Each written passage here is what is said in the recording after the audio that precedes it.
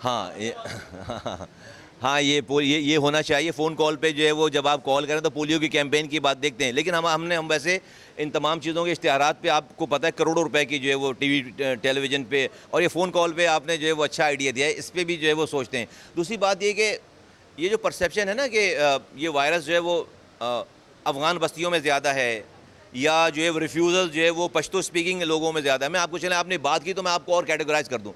अभी हमारे पास जो 34,000 में जो 25,000 रिफ्यूज़ल्स हैं ना, 25,000 24,000 में 34,000 में कराची की जो 25,000 रिफ्यूज़ल है ना आज, उसमें से 15,000 उर्दू स्पीकिंग लोग हैं घराने, 15,000 और 10,000 जो है वो पश्तो स्पीकिंग घराने हैं जिन्होंने रिफ्यूज़ल किया।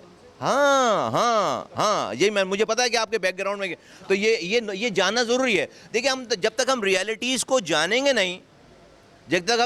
नहीं, जब तक हम इसके ऊपर तो, और इसी तरह और कम्युनिटी है, मेमन कम्युनिटी में, ये हमारे पास बाकायदा घर वाइज, लिंग्विस्टिक वाइज कितने बलूची स्पीकिंग है, कितने पश्तो स्पीकिंग है, कितने उर्दू स्पीकिंग है, और फिर उर्दू स्पीकिंग में मेमन, काठियावाड़ी, बंगालियों की कितनी तादाद है, ये कश्मीरियों की कितनी तादाद है, ये सारा कुछ जो है वो घर के एड्रेस वाइज, नाम वाइज हमारे पास मौजूद है। तो ये अब ये किसी की कोई वो कैटेगरी नहीं रह गई।